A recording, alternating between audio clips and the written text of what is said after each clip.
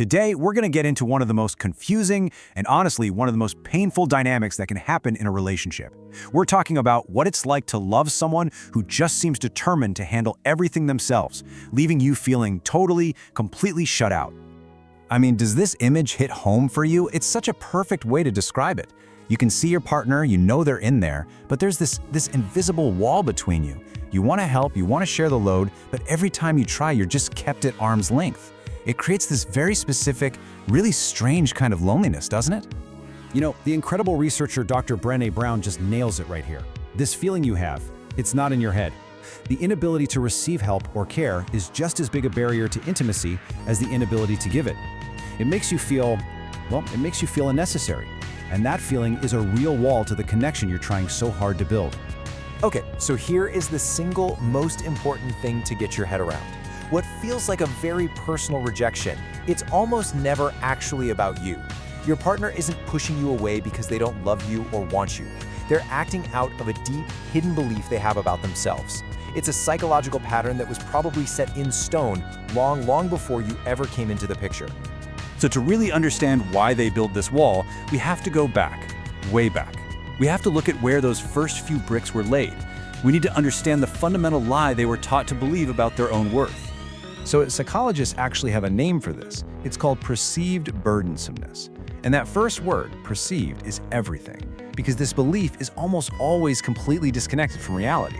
It's this powerful, internal conviction that your very presence, your needs, your existence, is a strain on the people you love. And please don't underestimate how serious this is. Back in 2019, a really important study out of Florida State University found that this feeling of being a burden, was a stronger predictor of deep psychological pain than things like loneliness, grief, or even financial hardship. Just think about that. That is an incredibly heavy weight for your partner to be carrying around every single day. And how does this start? Well, the story is usually heartbreakingly simple. Picture a little kid. They express a need. Maybe they need comfort or help or just some attention. And that need is met with a sigh, an eye roll, or maybe words like, "Not now, I'm busy."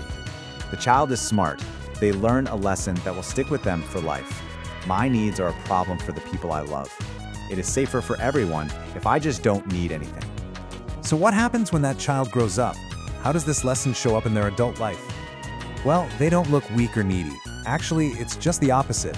They learn to wear a very convincing disguise, the mask of hyper-independence. So what does this actually look like in your relationship? Maybe some of these will sound familiar. They're the one who just handles everything. They apologize for being sick or for having a sad day. They're the person who gives and gives and gives, but will never, ever ask for anything in return. To avoid being a problem, they self-silence. Their unspoken rule for life is take up as little space as possible. And here is the most painful, ironic twist in this whole thing.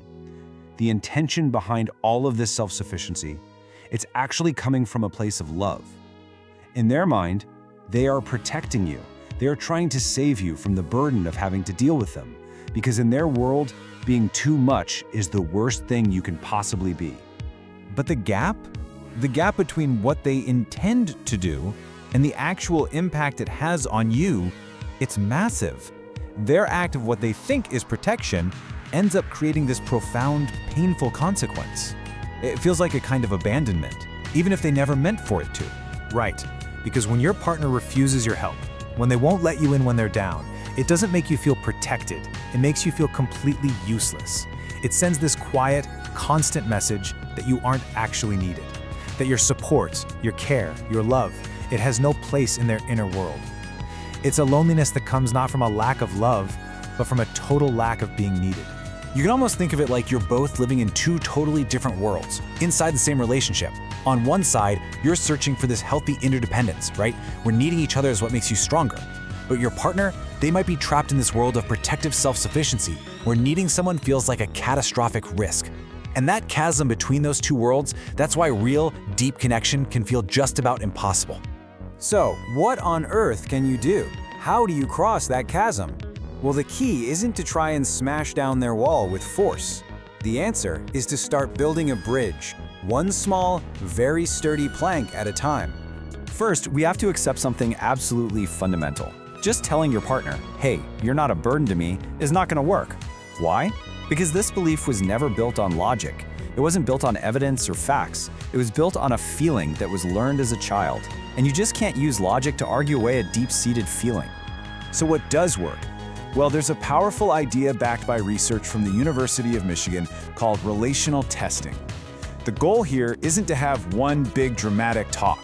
No, the goal is to create a whole series of tiny, safe, everyday moments that give their brain new emotional data that starts to contradict that old painful belief. So what does this look like in real life? It starts with them making a teeny tiny, low-stakes ask. I'm talking, hey, can you grab me a glass of water? Level small. Then you give a simple, kind, easy response. No sigh, no hesitation, no big deal.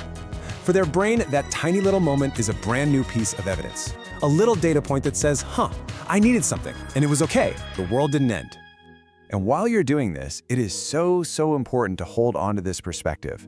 Your partner is not broken. This isn't who they fundamentally are. It's what they learned to survive. They learned this behavior in an environment, in a room, that just didn't have enough emotional space to hold all of who they were. And that brings us to the final, and maybe the most heart-wrenching twist of all. They don't experience you trying to help them as a burden. But you know what they do experience? They experience your eventual defeated silence as a wall.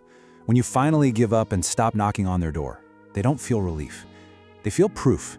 Proof that they were right all along, that they are separate, alone, and ultimately too much to be truly loved.